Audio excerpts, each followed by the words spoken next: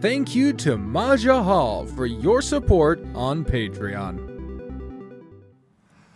Hello everyone, my name is Vivian and welcome back once again to the Following the Plot podcast. Once again, we are doing an interview with an architect of storytelling that is not as often lauded for their contributions, the programmer. Just as important, if not as equal, if not more so important as the writer, the artist, the musician, all the other people that come into creating a visual novel. The programmer is the glue, the one that puts it all together and presents it for your entertainment and enjoyment. On today's episode, I'm going to be speaking with someone who has worked with various programming programs. I guess that is what they would be called, isn't it? Programming programs, just programs, for God's sake. And most recently has been working on a lot of various furry visual novels in our sphere, usually kind of in the background, perfecting things, tinkering with things, making sure things are as good as they can be. You can see their work in such works as Killigan's Treasure and Burroughs, and even as the architect of the squiggly line thing that you can put in on your games on itch.io. That makes the text dance around. You've seen that in a lot of games. That's the person who's made that. This is who I'm talking to. Their name is Wattson.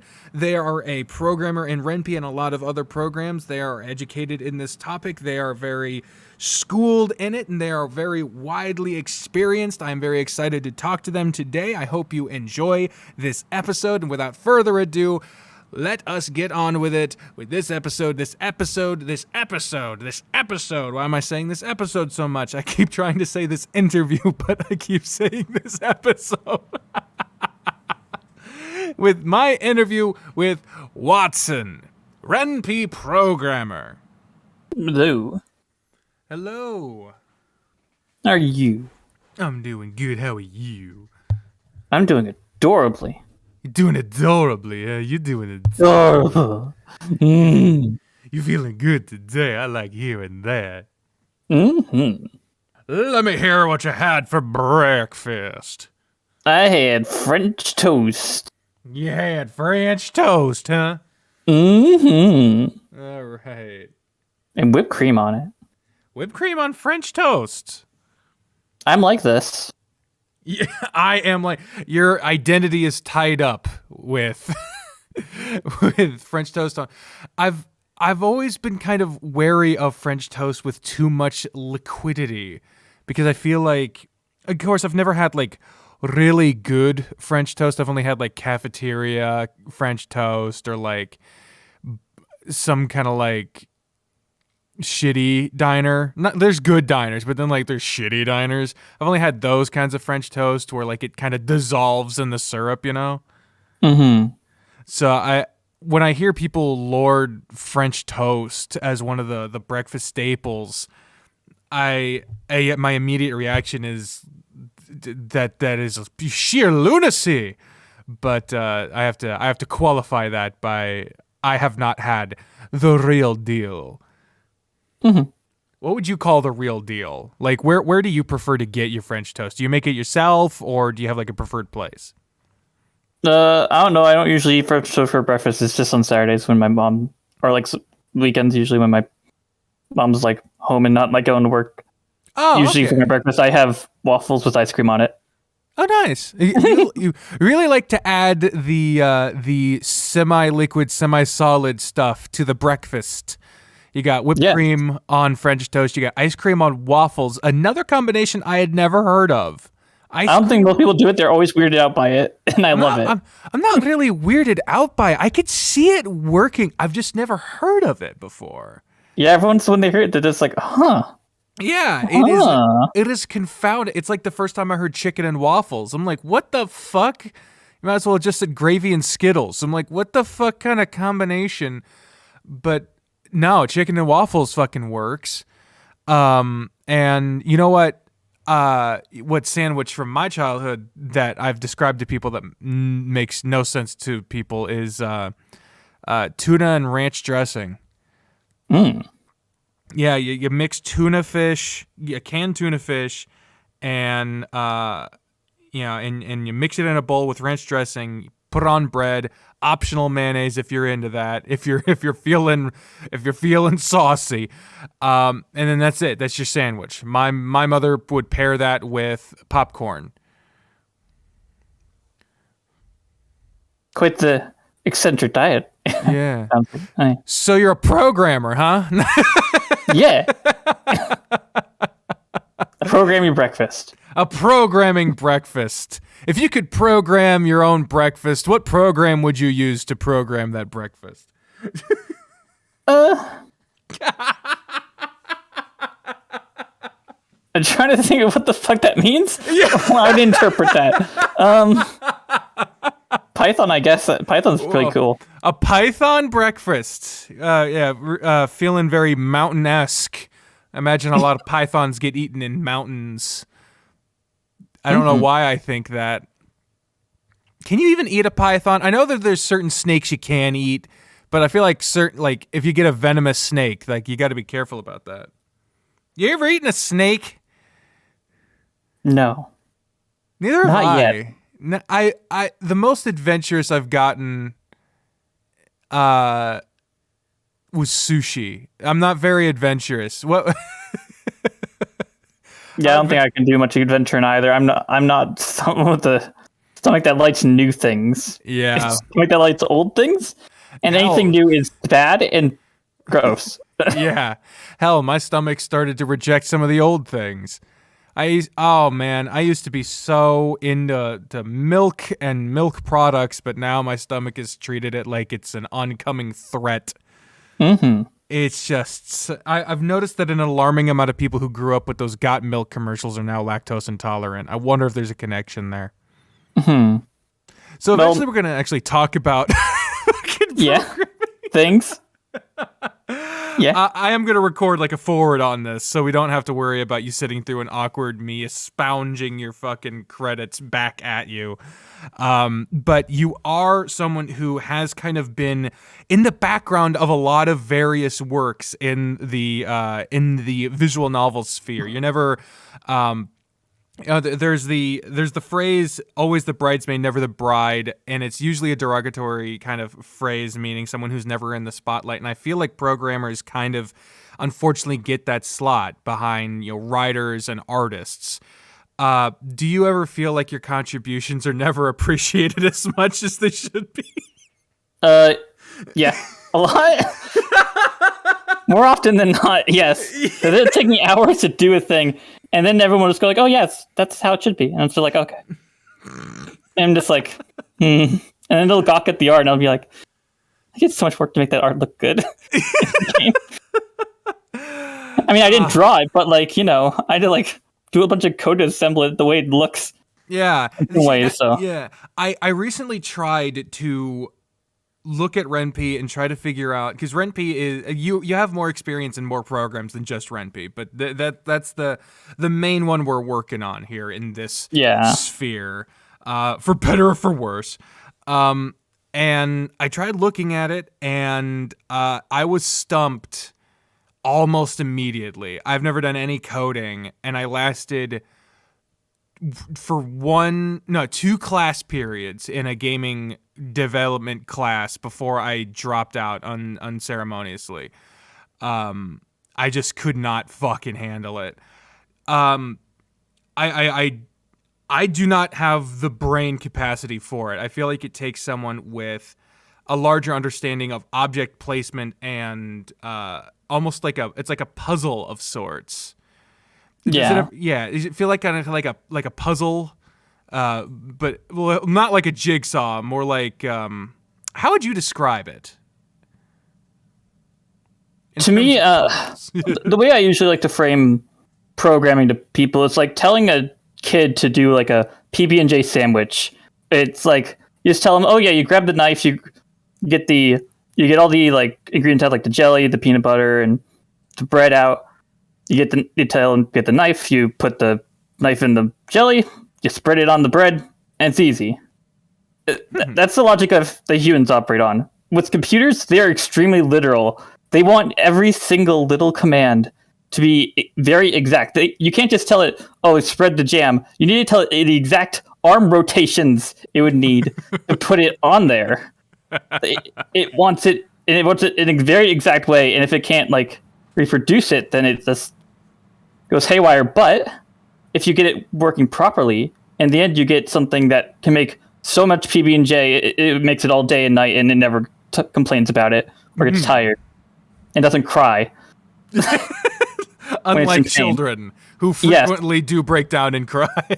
Yes. Especially when you make them make PB&Js all day and night.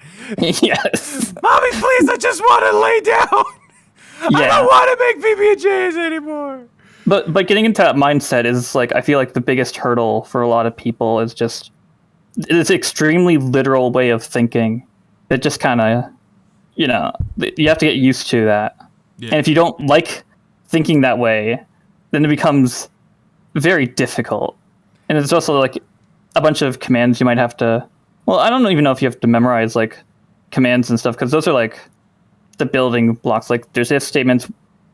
In programming, there's not a lot of like new innovations in terms of like the general like things you write. You write if statements, you write while loops. There's for loops or for each loops, depends on the language.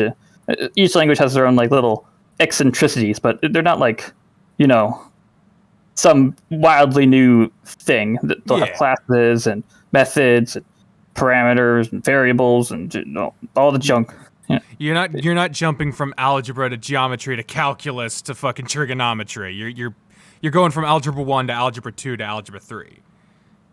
Yeah, and all of them have their own unique syntax. Like C is very different from Python. Is honestly like extremely forgiving. I've grown to really love this last year working with RenPy. It's just there's so many less things it whines and complains about. I thought go ahead. I used to really like how literal some things are, and I was opposed to like what's called duck typing. Duck typing is where it's just the language doesn't really care about what you define a thing to be at initialization. It just cares that if it acts like a duck, it quacks like a duck, and works like a duck, it's a duck, and it doesn't really care about what it actually is when you give it to it.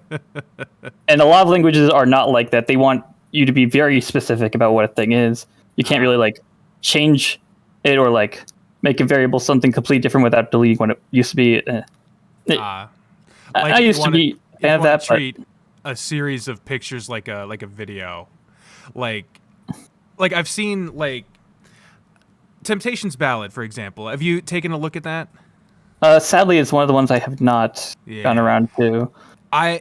Shirokoi didn't do too many animations in his first work, which is Repeat. It's not finished, it's just on hiatus.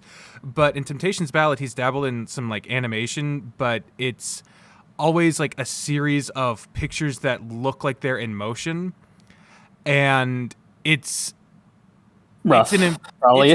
It's rough, but like it's ambitious. And I feel like if you had to strictly define you know, it has to be this file format is to prove that it's an animation, or it's this to prove that it's a picture, or this to prove that it's a motion or a video. Like, that type of thing would be way more limiting to the imagination. Yeah. And it's like, I don't know. In that example, it sounds... that starts blurring the line between actual programming and like file types and data. And one thing that I think would be extremely difficult for me to get into in this would just be like how computers handle data and actual executing code and stuff. It's very different, and they hold different ways. Things have to be labeled with .png.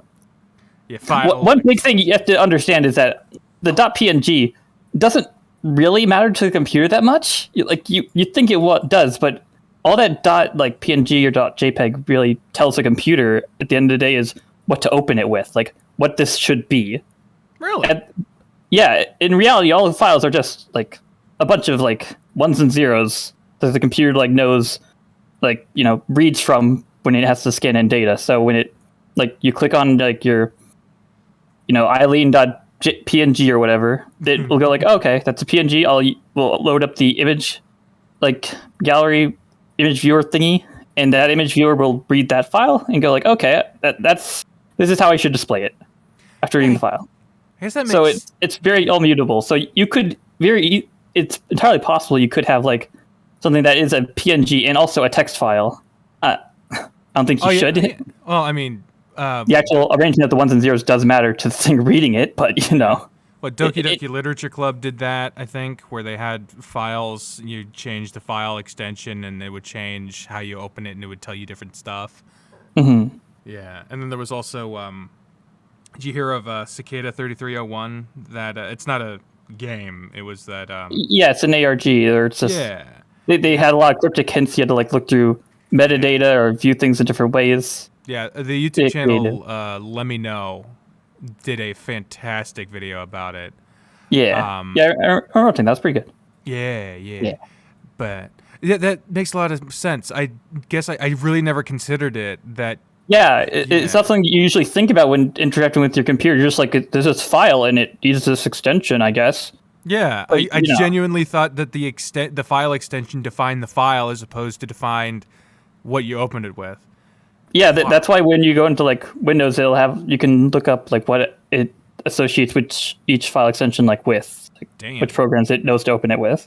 Yeah. But you can have a file that doesn't even have like a file extension. It'll just go like, oh, this is just a file. I don't know what it means, but it's a file. Huh. You have to tell like what to open it with. Nice.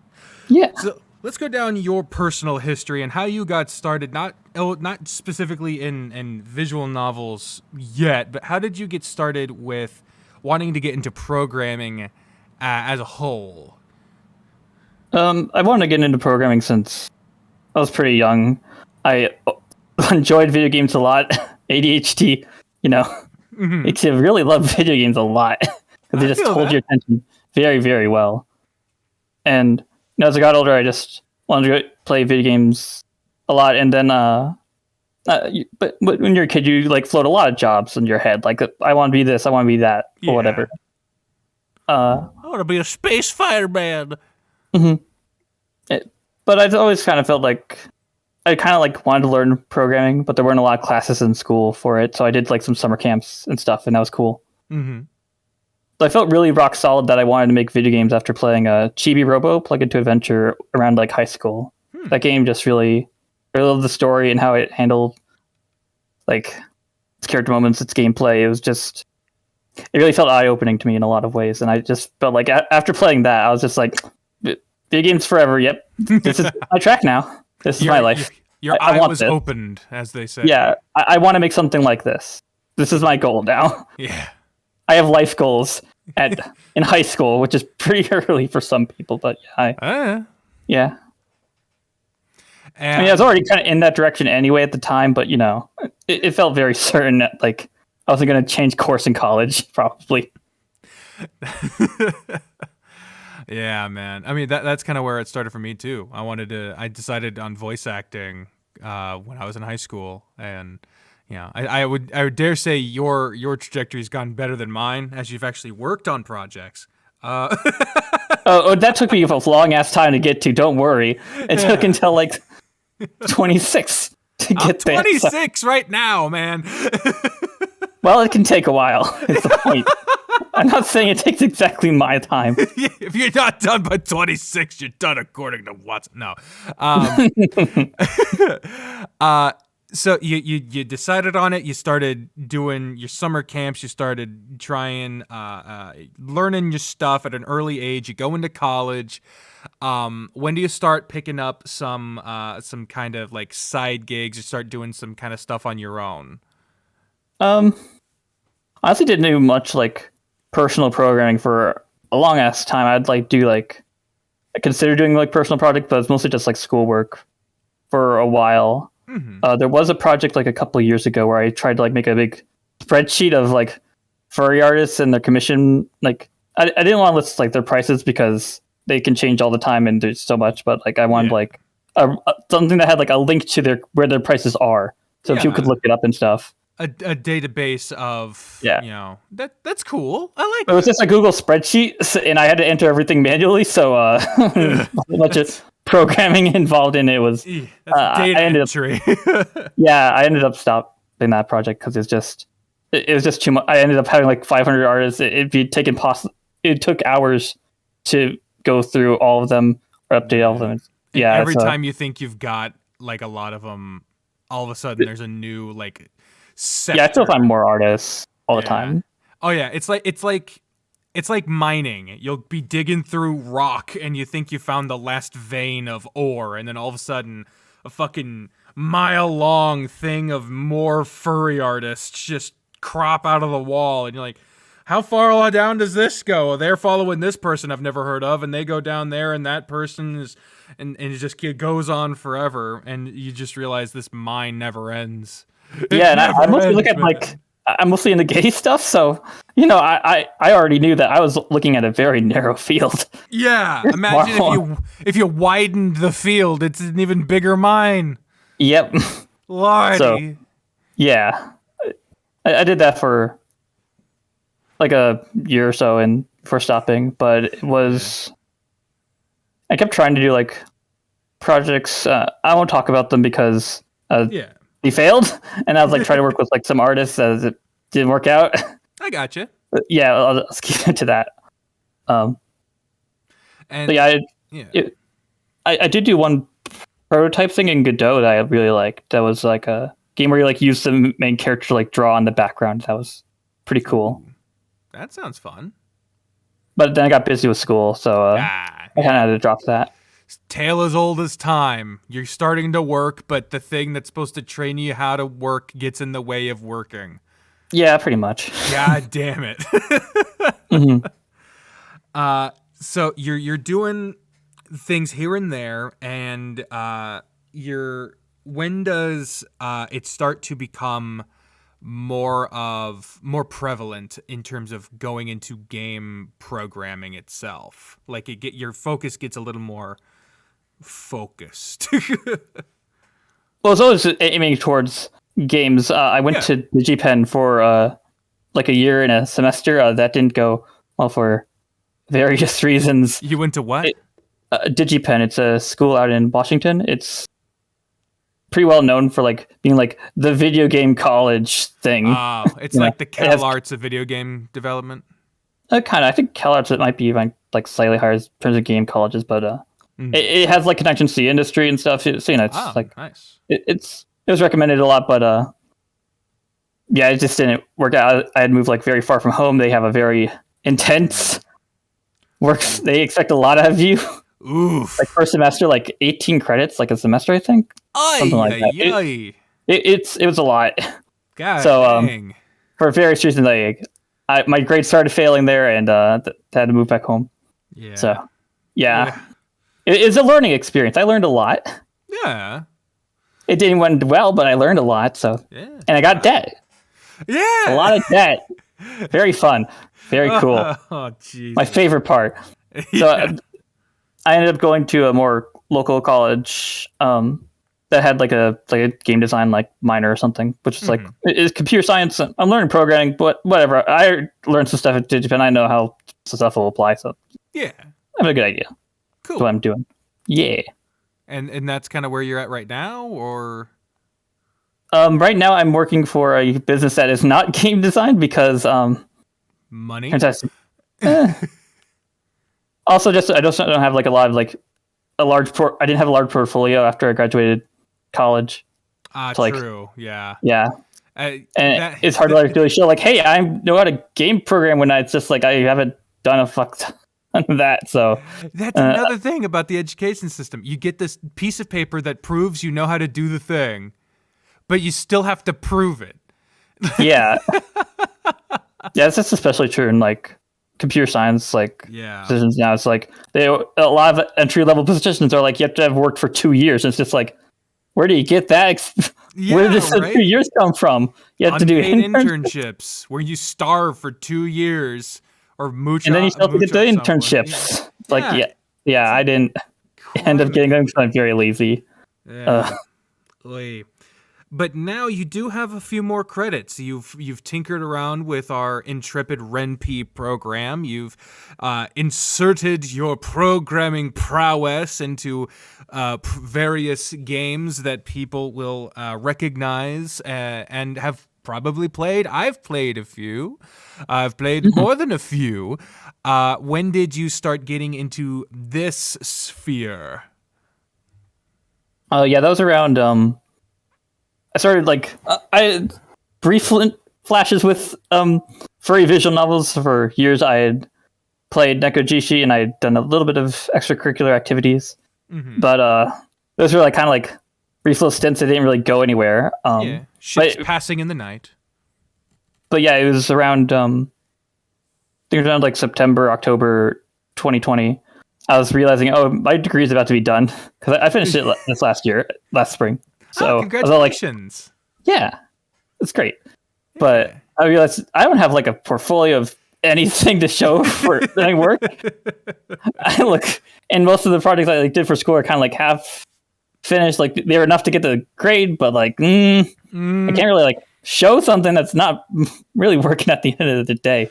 Yeah, it's a podium finish, but yeah. So I was looking for something to do to show it. One friend suggested doing a project together that I started working on in RenPy, thankfully, and that took up most of September, October. Long story short, that didn't work out. Yeah, not gonna get into it, but it didn't work out. And moving on again. Yeah, you're trying though. That's the theme. You're trying. But I was just I'd already spent a month learning RenPy, and I'd had stints with it before. It's all okay, I'm just gonna keep going with this. I want to see what I can do. So I tried to do stuff for a couple of teams. I'm not gonna get into that, but it just didn't really. It didn't really pan out. But while doing that, I did make the kinetic tech tags stuff that's available for anybody to download if you want to put it in your games to just have some moving text in your dialogue. I made that. Yeah. You get the spooky jiggly text where it's moving up and it's spooky. Yeah, you can use it for a variety of things. See, that's the thing. When you phrase it as it's just a thing that moves words, it can sound small, but it's actually not. It's actually one of the bigger improvements.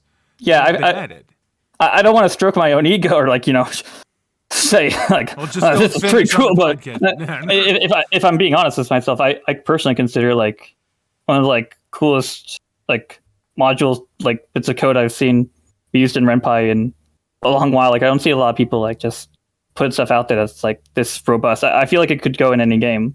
Yeah, with the right app, with the right usage, there's definitely ways to misuse this stuff. Yeah, I've seen people. So I've seen one or two projects that do that, but most seem to have a pretty good grasp of how it works and use it tastefully. It's a nice little spice to put in your dialogue. Just exactly put a little accent on something. Yeah, nice.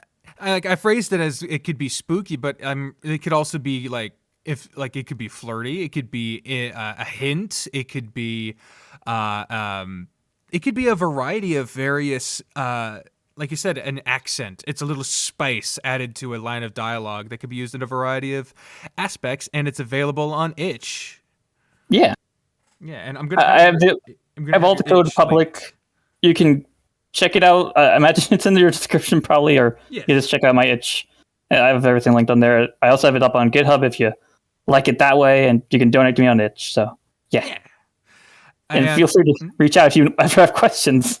I'm happy to answer or help with anything involving my code. And so you've developed that, and you've got it out there, and people are using it, and so now your work is being used in a variety of projects, and now you're getting more directly involved in the development of a few projects currently. Yeah, I did kind of got sidetracked on my own thing I made. But after I developed that, I joined Vivian, the Vivian Discord, and within a day of doing that, I saw Rick from the Identity team going does anybody know Godot? And I was like, yeah, I know Godot. I've worked with Godot. That's what I made my prototype out of. So I had some familiarity with it. It's just you're hired. I got to pin that. Damn. And then the story kind of goes from there. I've just been helping out a lot of devs with stuff. Like since then. I've been then. I've been doing Killigan's Treasure, and Killigan's Treasure was the next one. I really loved working in that one. And there was like Beyond the Harbor, Where the Demon Lurks, Some Accident, stuff like that. And then the one that led to our connection, what led to this very conversation we're having now was Burrows. Yeah. And where did that one start? That one started, I think, it was around like late October. I think I was just browsing FA, and I noticed that Captain Nico had put out like a journal just like about his new VN. I was like, oh, neat. So I looked into it, and I was all like, and I think I responded to like one of the tweets on their Twitter. It's going like, hey, if you ever need like a programmer or something, feel free to reach out. And then he was curious enough to be like, what's this about? Yeah. And I ended up joining the team from there. Hey man, got to get your shit in. That's one thing about like self-promotion. I'm so fucking awkward about it. There are so many people I would like to interview or roles that I'd like to audition for. And hell, you reached out to me to talk on here. You reached out about fucking to Burrows. You reached out for a lot of instances that we've talked about, and that is a skill, man. That is to your credit, being able to do that, because I'm not just the only one, obviously, but I cannot do that. I freeze up. I think too much about what I'm saying. Do you have any recommendations for how people can get kind of out of their own way when it comes to, hey, I know I can do this thing that you need someone to do. Give me a chance. Yeah, that's really hard. Yeah. Because for me, it's just like, I think a lot of my ability to even do that has just come from the fact that I've like been putting out a lot of work this last like year or so. Mm-hmm. So I have like a lot to like show for it now.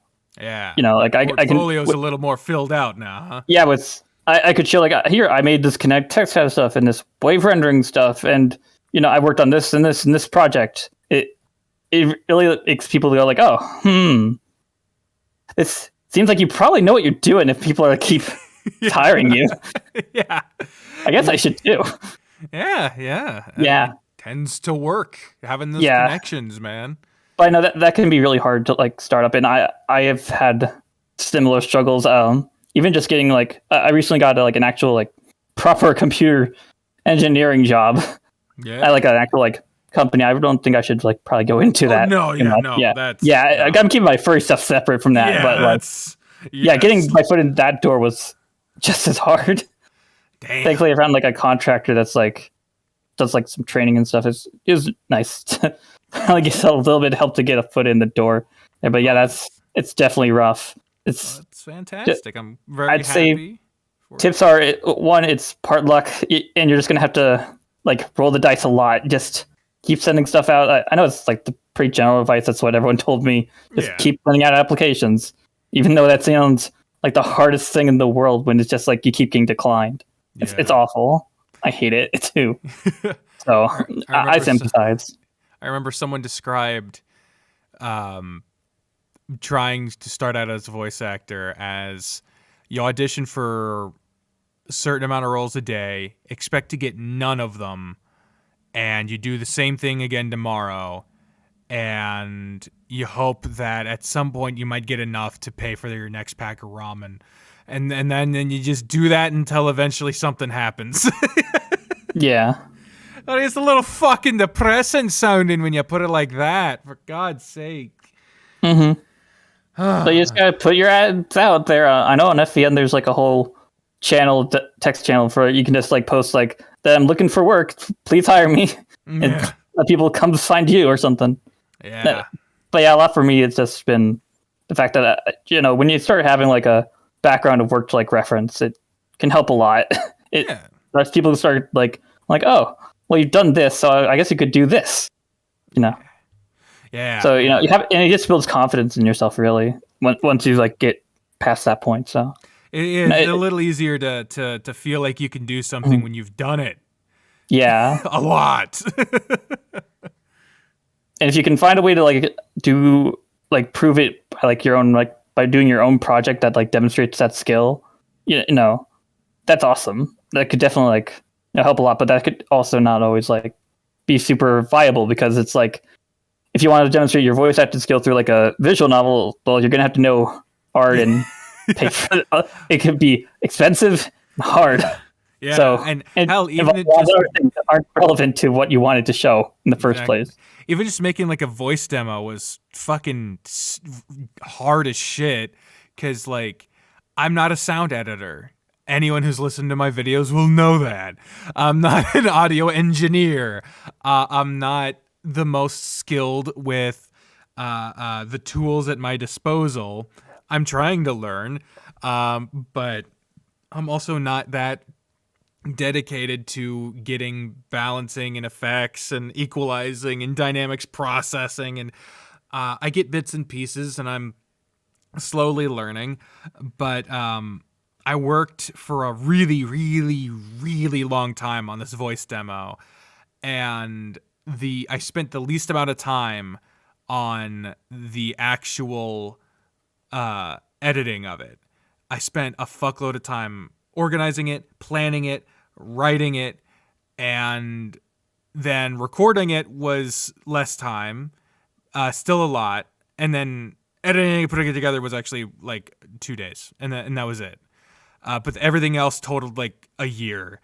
And then immediately I sent it to Maxi, who's the dev behind the Hayseed Night, another VN that you should really take a look at if you get a chance. They do so many things in RenPy that I still don't get how they do it. Of course, I imagine, you knowing how things are done, you'd have a better chance of understanding it. Yeah, I've seen some trailers, and I've always felt like I have a pretty good idea as to what they're doing. Yeah, but immediately they were like, all right, you need to re-record this whole thing. It sounds like you don't have a clue what you're doing. And I was like, it's because I don't. Oh, jeez. Well, that's when you start asking for feedback. If they can give you feedback, then that's excellent. Oh, yeah, they gave me better feedback than that. They didn't just say that. But yeah, they were like, when you did this voice, it peaked. It sounds like you don't know how to balance anything. You don't know when to stand or sit or where you're supposed to be in relation to the microphone. And all of these voices are in the wrong spot if you're trying to entice someone to listen to your shit. And you shouldn't have put this one in there. And I was like, oh, God, I don't know what I'm doing. I just want to make a silly voice into a microphone, and that's it. I don't know anything else. Well, you need to do extra to get paid for it, so. Yeah, that's the problem. I have to learn 500 other things that once I become successful, I'll never need to do again. You might have to. It's good to learn more skills. Oh, it is. Yeah, it is. It is. It is. It's just, God. Anyway, I mean, even if it's like just, I am a programmer for a lot of projects, but even still, I'll still sometimes have to like maybe touch up an art asset or like notice it's just like a little problem with something. I'll just have to, I have to know like a little bit about like some paint programs or something to just be able to like correct the little things. So yeah, it's good to have a good variety of skills. Exactly. In a lot of phases. Yeah, I'm not protesting against it. I'm just expounding my inability to do them. Yeah, I get you. So, when it comes to the sphere that you've seen it thus far, the furry visual novels that surround us, this mad world that we live in, if you were to pinpoint one of the biggest examples of you don't have to do it this way, obviously with the caveats in mind, as we've discussed, but like things that could be so easily done in a much better way, but for some reason are overlooked in terms of design or programming, that you just see in a lot of projects from various devs, not just one team. What would be your biggest example of a really widely used and easily preventable faux pas? Okay, yeah. I did write down like a couple of like quick tips I wanted to go over, and this will cover some of those. Yeah. Trying to think of what order I want to address this in, and I'm hoping that nobody looks at listens to this and is just like, oh, he's referring directly to my game. No, man. I may or may not. Maybe multiple projects I've seen this on, or one I won't name names. So yeah, take nothing personally, folks. This is a person who is just trying to help. This is a person who is literally went to school to learn how to do this stuff well, and this is their professional and personal opinion, subjective opinion on how things could be done better. Please don't be mad at me. Yeah, it's not an attack on you as a person, for Christ's sake. Yeah, I keep things. I will rip into someone on a professional level. Like, I know I've done it in the past, and I try to like curb that a little bit because I think I've been overly harsh in some cases. But I always like maintained like a personal and like professional relationship, or like understanding of like the person, because I'm not gonna say someone's bad as like a person if they fucked up something in their code a little bit. But anyway, to actually get into it, let me drink some water first. Yeah, water break. Got hydrate, everyone. You people at home too, you gotta drink water. Listen to this. Yeah. Did you hear that? Good. Oh fuck! Everything's going to shit. All right, what's your first tip? My first tip is learn ATL. I know that the animation is, if you look at the documentation, it's called Animation and Transformation Language. I usually just shorten it to ATL because it's a lot faster to say. But yeah, look into that documentation and like mess around with it, learn it. ATL is a very powerful tool for like doing fun stuff with your visuals, and you can really use it like anywhere in RenPy. You can put it into screen language and your main script. It's really great in my opinion. I don't see enough people using it. There's a lot of people who will just like wander around very confused or just like stumble into it and just struggle with it. But I think it's a very valuable tool to learn and a great part of RenPy that I'm really surprised with how robust it is. You can do a lot with it when you start learning it. Cool. It's just adds so much polish to me, and I think it's great. That said, do not use it for like frame by frame, like long frame by frame animations. If you have like over 100 frames in your ATL or images in it, make a movie file or like MP4 or something. RenPy has things for that kind of stuff. Do not use ATL for it, please. It can be a very bad practice, but otherwise, like ATL is great. You can like do a lot of like easy tweens and stuff. Can even, and it recently added like this color matrix stuff that allows you like just alter the colors of a thing on the fly in a lot of cool ways. Very nice. One pet peeve. Oh, go ahead. Sorry. What?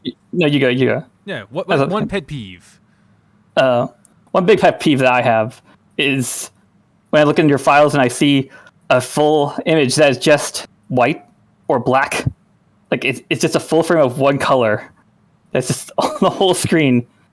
Because a thing you can do in RenPy is that there's this displayable called a solid that allows you to just define a color for it, and then you can just use that as your like black or white. You don't need a full file that is just eating up. It doesn't eat up a lot of space because there's a lot of things that files will do to like compress themselves in natural ways. If it's just one solid color, you can really just say white pixel times this many of height and width. But like, it's still. I see you do that. It's just like you can just do that in the code. It's really easy. Just use a solid. You don't need to have a full black image for your game, please. It's like when I join a project, it's usually like the first thing I get rid of. Like, no, I won't let you use it. Bad. It's like, it's not even like the biggest offense, but it is, like you said, a pet peeve. Yeah, because it's like you don't have to do it. Yeah. Like this. You don't have to suffer. If it's has a gradient, sure, fine. That's different. Solids don't account for that much, but like, Yeah. It's solids do cover just solid color images. Ugh. Next. What else? Layered images. Use them, please. What the hell are layered images? Layered images are the idea of like, you have like a sprite, right? And it'll have like clothing or like different expressions or different like poses and stuff. Like maybe the arm will be in a different position, or you want to like mix and match those attributes without having to like render out the full image, because that's like that can grow exponentially large. Oh yeah, it gets big fast. Layered images do take a bit of a hurdle to like learn, but if you can like get that stuff down, it makes it so much easier to just mix and match that stuff on the fly. I've personally noticed a lot more devs starting to do that. Yeah, because when I joined Burrows, they were originally going to do full sprites, and I was just like, no, layered images, please. Swap. We're switching to this now. Stop. So you're the person I have to blame for one of the many reasons I had to learn how to do nesting in Adobe Premiere. Because I started to do new thumbnails where I would, instead of just taking some screenshot of the video and put that up there with a title and a thumbnail and a number and a picture and clutter it up, I would take assets from the game files that had to do with the episode and combine them in a unique image that still invokes what the episode's about. Unless there's a CG, in which case do that because they're the shiny thing. But I started to get the layered images. I didn't know that's what they were called, but I didn't know how to handle them. I had to find this program on itch to undo archive files, or at least to duplicate them and undo archive files, so that I could even access them. And then well, the archive is completely different. It's like just encrypting your stuff and just bundling into one thing, so people can't just peek at it. I know, yeah. Which is good. And then I'd import them, and then I was trying to move them each individually, and I was like, this is fucked up. I wound up with a gray with small arms and a giant head or some shit, because I couldn't scale it properly, and I had to learn how to nest in Premiere, which is you just layer a bunch of video assets on top, or image assets in this case, on top of each other, right-click them all, and nest them, which it'll treat them on their own separate timeline, which you can adjust individually, but on the main timeline, it'll treat them all as one image, as one file. It'll even condense them all down onto one layer. So it made them way fucking easier to actually adjust and move around. It's just that they're so fucking huge that I have to like adjust the sizes in the nest timeline and then move them over and then adjust. But yeah, it makes them higher quality that way. But yeah. So my recommendation for that would just be just get paint.net and just like you can just load up all the images, just put them on different layers, and then just render out that image if you need to. My suggestion. Well, see, you run into the same thing of like, if I want a gray that's happy in one episode and then is shocked in another episode or whatever, I don't want to have to do that every fucking time. You can just save the project file of the layers and then just load that up and swap the one in you want. Or I could do it the way that I can ensure. I found a way that works for me that is not cumbersome, that allows me to do things individually at a moment's notice, which is the way that I like to do them. It's because for a thumbnail, I do them and then everything is done. I don't have to do anything else after that. Especially since I play so many different games, I'd have to have either one project file cluttered with 500 fucking games, different assets, or 500 project files with different games assets, and I'd rather just fucking not. I just do it all in the video project file that is of that episode. Okay, well, that's easy for you then. Yeah. Sure. But they all should be sized to the same, like, resolution. Oh, yeah. That's the idea of them, is that all of them are, like, every single piece of a layered image should be, like, within the same, like, box or like, Oh yeah, you know, they resolution. are. Yeah, they all layer on top of each easier. other perfect. Yeah, they all layer on top of each other perfectly. It's just that they are so big that if I nest them in the size they come as, they will actually crop out of the box of the video frame because because they're so huge that they go out to there. So I have to go into the nest timeline and shrink them and then expand them again. But it's a whatever. Whatever. Anyway, If you got what works for you, then good for you. yeah. It sounds way more complicated than it actually is. Okay. I just didn't want you to like be suffering over it. I'm just like, oh dang, that sounds. I'm sorry. No. I'm actually very glad for it because now things can be a lot more dynamic and a lot more customizable. Yeah, I feel like that's the main benefit of it. Really, is just the fact that it's so easy to just change an attribute, just in the script, and you don't have to like render out every single individual thing and keep track of each name or whatever. You just name each attribute how you want it. Bada bing, bada boom. You can even just have it like automatically scan for all of them, which is great. What's your next tip? Press Shift R to reload. Please learn this.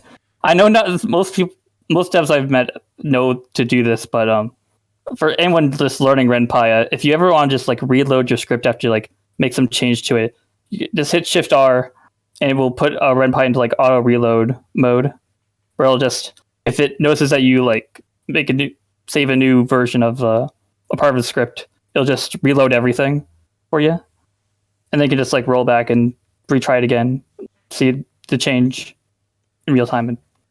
It's very nice, very good. Like the significance of this tip would be more impactful if I was a dev, because as of right now, that doesn't to me sound very significant, but I imagine for someone who's actually doing it, I mean, it's a step up over like having to close the whole program and then launching your project again.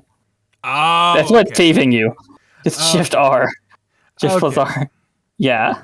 That'd be like for me in a video editor, if every time I wanted to render an effect just on one tiny clip, I'd have to stop, render the whole video, and then close it out, open it up, and then boom, now I can that'd be fucking ridiculous. Okay, now I can see the merits. I can see the merits.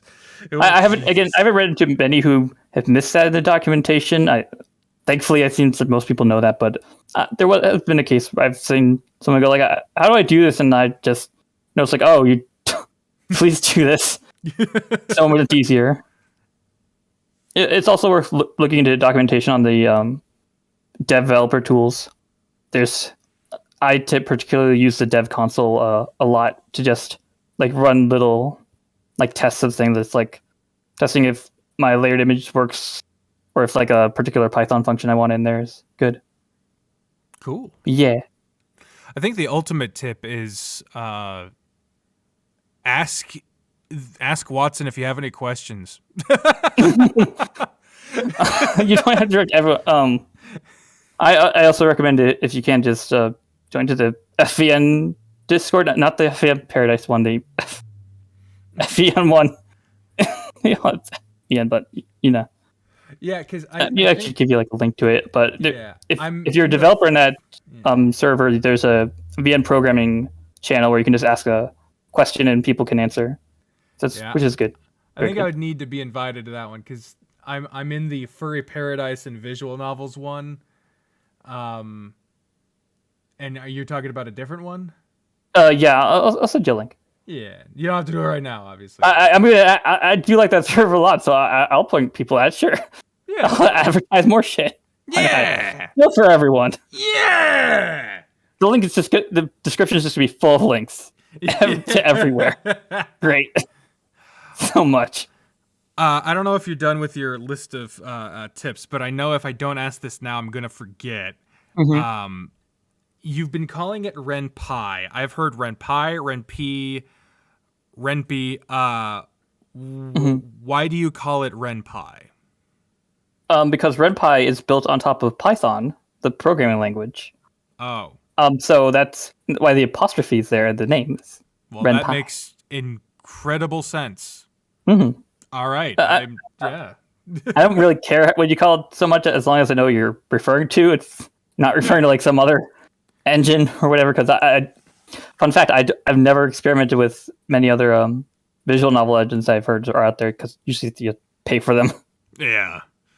They might save you some work, but to be honest, I think RenPy is very good. It's free, and it feels like it has a big like learning curve. But I'll be honest, like it does a lot for you. To be honest. Yeah. Like, I've learned to appreciate just how much it does do to make making stuff simpler. I still run into headaches from time to time. Even just yesterday I did, but yeah, it's definitely very good for like just getting something out there. It gives you a lot out of the box, and it's not the hardest thing to learn but just starting. So knowing code beforehand does help. Yeah. I do recommend learning some Python. It helps, especially just functions. I was helping one dev earlier today where I just had to like tell him every single like character to type in just to do like a screen action thing. I was just like, oh my god. So would that be your big like expert tip on anyone who's starting to learn how to program in RenPy? Is learn how to code first, or yeah, just like do like a entry level like programming tutorial. There's several. My personal recommendation is W3 Schools. It's a very good tutorial on Python. It like get you up to speed, and it even lets you like test out code. Like just it's very good to just have a thing where you can just make some changes to like some existing code and just like see what the changes are. Experiment with it. Okay. It's good to learn. There's a lot of trial and error, and I could sit here all day and tell you every single thing in RenPy you can do and stuff, but the best way you're ever going to learn all this is just start doing it, really. Yeah. Like, just go out there and start building it and running into all the hurdles and failing, but eventually you will learn how it works. You will start to, like, piece together, oh, I need to do this, or oh, I need to do this. Why is this thing going crazy? I don't know, but I'll to do this alternative, and then one day it'll come back to and go like, oh, now I understand how this works, or why I was failing earlier. You just learn bit by bit. That's how I've been learning the last year.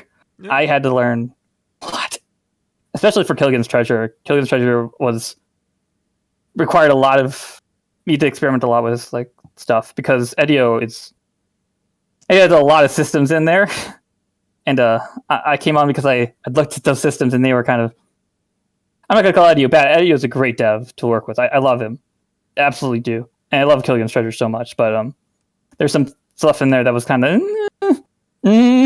Could have been done definitely better. Needed which is why we had to do a whole back-end update, because it's just... There's so much that I saw it could be like handled better, or just to future-proof it, so it was less of a headache for him. Because there's a lot of stuff that would just been awful to debug or like expand upon later. It just wasn't very like easy to expand anything in there. It like changed so much stuff from what I could see. It's just like yeah. Speaking of like frustrations, and earlier you mentioned the amount of trial and error and dealing with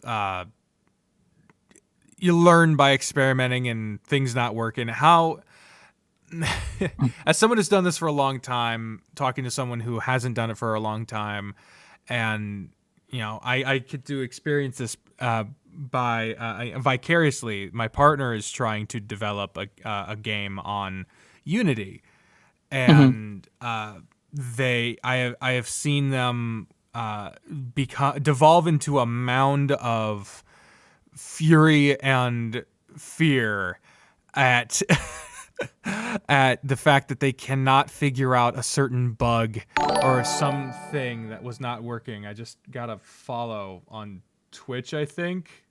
Thanks for that. Did not. Interesting. Forgot to turn that alert off. But anyway, how did you ever have the problem? And if you did, how did you cope with the existential dread of something is keeping this entire thing from working? I cannot for the life of me figure out what the fuck is wrong, and everything is going to shit because of something I cannot figure out. That's my life every day as a programmer, really. When you boil it down, it's a lot of struggle. Yeah. It's a lot of trying a thing and then wondering why the fuck isn't it working. And then trying to formulate solutions. So how do you deal with the mental strain of that? It's important to keep calm, try not to panic, and just lose yourself into it, because I know that I have a lot. It can be very stressful when something's just not working and you're banging your head against a freaking wall trying to get it working. It's just like it refuses to. Good tips are, if you're reaching that level of frustration, it's usually good to just walk away, give yourself some space from the problem. Don't stop. When you're that frustrated, really, you're going to really just make it harder and harder for yourself. Lose control. You need to stay in control of your emotions. It's just when you're running into those kinds of bugs. Just keep calm and keep trying to come up with new ideas as to what it could be. Other good tips are just a lot of times when I've run into problems with RenPy, RenPy's source code is thankfully open source, and if you go into where you installed RenPy, you can actually just go browse all the Python files and everything, and you can just go see what's it doing when it loads this function. Follow the code. The logic will lead you to every single thing that it hits. And you just need to, figure it all out. There are parts that can be more complicated. It might be above your level, but you can also just research something if you don't understand it. It's good to learn sometimes, and it hasn't always helped me, but it's going to feel better to at least just look at it a little bit or look at the documentation. Also, just do try to read the exception and try to because I know it just spits out all these functions and stuff. Oh, so many words on there, but usually at the top of the exception with RenPy, it'll tell you what it thinks the problem is or where it happened. And if you can find where it happened, then you can follow along. Usually, nice. Just follow the chain down, or even in the big fucking batch of things it's telling you, it's actually it's the call list. It's just every function it's passing through, all the code it's going through until it hit that problem. So you can follow that and see where is the logic going. That'll usually point you in the right direction. Nice. Well, it's definitely a skill you learn. It's something you have to learn over time. Just how to handle that stuff. Also, by the way, if RenPy is just showing you that gray screen and hasn't closed the window entirely, RenPy is actually still technically running. It's just it caught that exception for you, and it's just oh, well, rather than let the whole window close, I'll just display the error for you.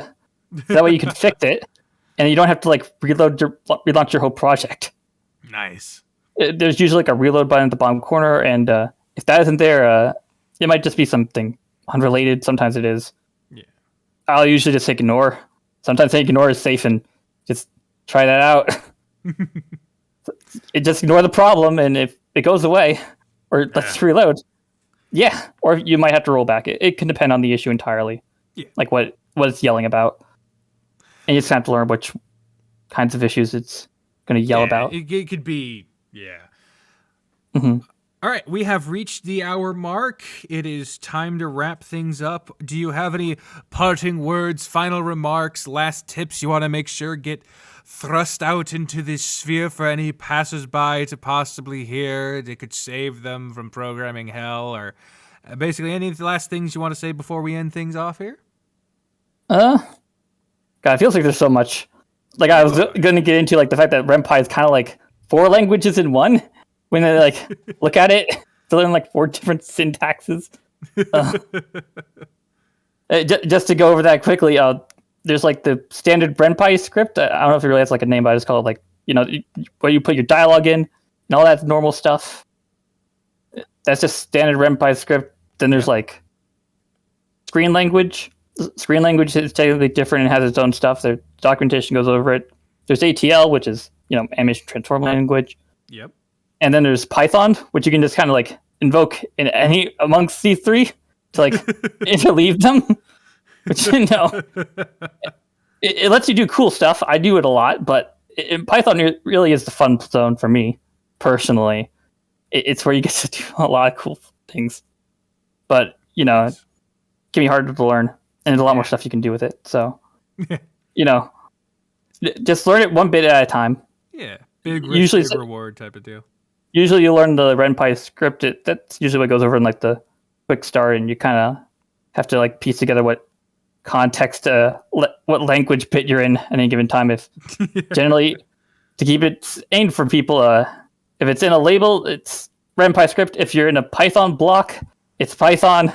If you are defining a screen, you're in screen language, and if it's any other block that isn't like an if or while or whatever, it's probably, if you're defining position stuff in there, it's ATL.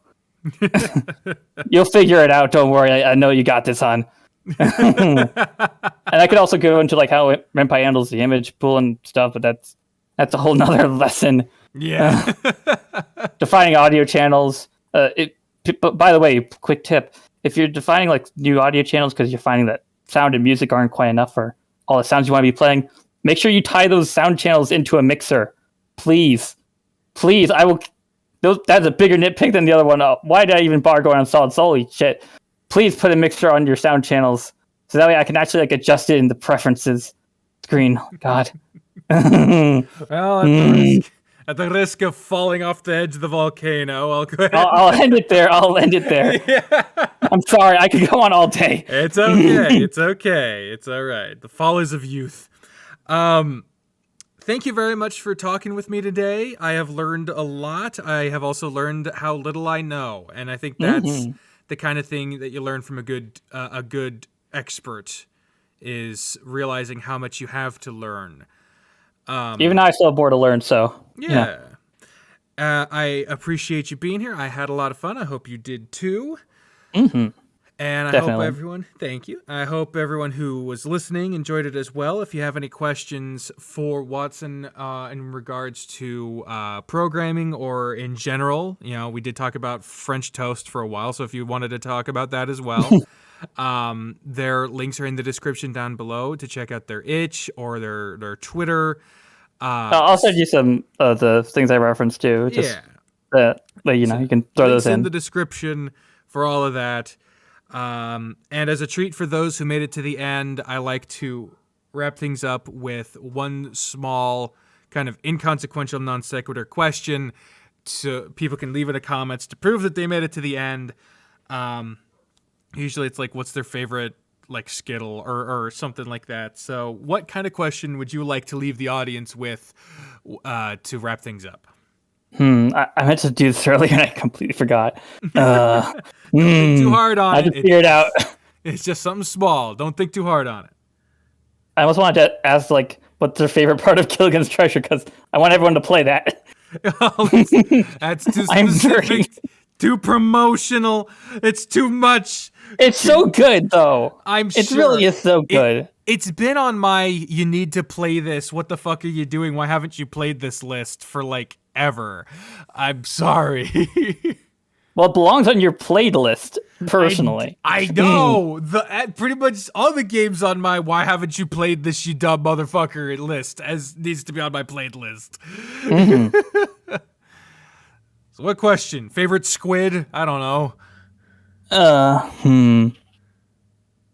What do you like about walruses? Yeah, that'd be good. Yeah. What's your favorite part of walrus? Yeah, what's your favorite part of the walrus? Is it the tusk? Is it the beard? Is it the blubber? Is it the blubber? What's your favorite part of a walrus? Oh, jeez. Yeah. I think I like the blubber. That's the like the blubber the best. I like them. They're chunky. Fun. Yeah. I love it. All right. Thank y'all very much for being here, for listening, and of course, Wattson, for being here. I had a lot of fun. Yeah. And feel free to invite me on again if you want. Yeah, I don't mind. We can go over more. Yeah. We'll definitely. I have no idea, what's going on with this podcast. I want to keep talking about stories, about the architects of stories, the ones that get lauded, those who get less credit, those who get more credit, those who get no credit at all, stories of all kinds, shapes, and forms. That's what I'm here to do. That's what I want to do. That's what I enjoy. and I appreciate you being here as a part of that, as an Yeah. architect of stories. Programming is an incredibly valuable and an integral and not nearly recognized enough aspect of storytelling. So I appreciate you being here to represent that. It's super useful to just making sure your saves don't break all the time, or just, adding polish is really the biggest thing for me. It's just, I love seeing that polish. It just makes you feel more immersed and just makes you feel like going above and beyond like just the standard RenPy, interface, which is it's serviceable. It's definitely good for like getting a start, but it feels really good to just customize that and add more onto it that fits your game. It's great.